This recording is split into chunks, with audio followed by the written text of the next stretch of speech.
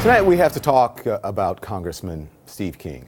We have to talk about his long history of frankly racist comments. And we have to talk about why his party tolerates it. Why do Republicans tolerate it? The GOP is where it is today because the party chose to go down this road, playing to racists and xenophobes, demonizing immigrants, allowing a manufactured crisis at the border to shut down our government.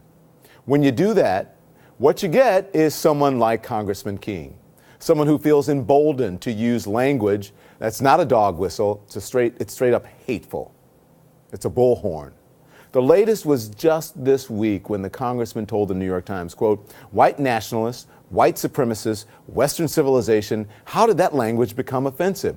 Why did I sit in classes teaching me about the merits of our history and our civilization?" Well, today, Congressman King just made excuses for what he clearly said, sounding an awful lot like he is trying to paint himself as a victim. I regret the heartburn that has poured forth upon this Congress and this country, and especially in my state and in my congressional district. But the people who know me know I wouldn't have to even make this statement because they do know me. They know my life, they know my history. Okay, so let's go down some of that history, right? Because let's take some of his history into account here. There's this comment from 2013 about the children of undocumented immigrants. For everyone who's a valedictorian, there's another 100 out there that they weigh 130 pounds and they've got calves the size of cantaloupes because they're hauling 75 pounds of marijuana across the desert. There's this from 2017. We have growing elements in America that want to destroy Western civilization. This argument that diversity is our strength, I just wonder if anybody ever questions that. Also in 2017, this tweet, quote, "We can't restore our civilization with somebody else's babies." Last year, he did an interview with a far-right Austrian website associated with neo-Nazis and asked, quote, "What does this diversity bring that we don't already have? Mexican food, Chinese food," and on and on. He endorsed a white supremacist for mayor of Toronto. And he follows an Australian anti-Semitic activist on Twitter. A senior GOP aide tells CNN that Congressman King's latest comments are a tipping point. It's not at all clear that his party will take action on this. But in an op-ed in today's Washington Post, pay close attention to this. Senator Tim Scott of South Carolina, the only black Republican senator, said this, and I quote, "When people with opinions similar to King's open their mouths, they damage not only the Republican Party and the conservative brand, but our nation as a whole. Some in our party wonder why Republicans are constantly accused of racism. It is because of our silence when things like this are said."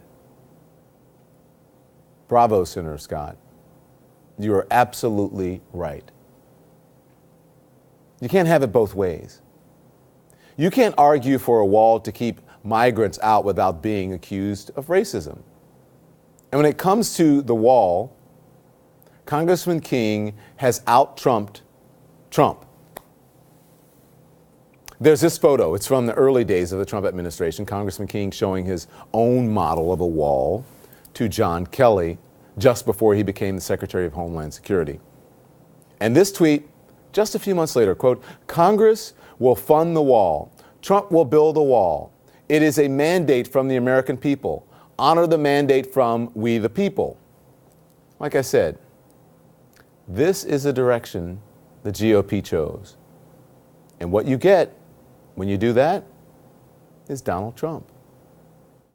They're bringing drugs, they're bringing crime, they're rapists, and some, I assume, are good people. Donald J. Trump is calling for a total and complete shutdown of Muslims entering the United States. I think there's blame on both sides. You had some very bad people in that group, but you also had people that were very fine people on both sides. What you get is a manufactured crisis over the wall and a government shutdown that's poised to become the longest in our nation's history. The president upping the ante today, calling the crisis at the border a crisis of his own making, an invasion. You know, we have a country that is under siege. You could actually, a lot of people don't like the word invasion. We have a country that's being invaded by criminals and by drugs. And we're going to stop it. That was the last part. This is the direction the GOP chose. But it didn't have to be this way. We've talked before about Ronald Reagan's final address of his presidency.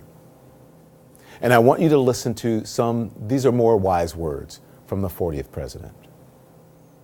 I've spoken of the shining city all my political life. In my mind, it was a tall, proud city built on rocks stronger than oceans, windswept, God-blessed, and teeming with people of all kinds living in harmony and peace.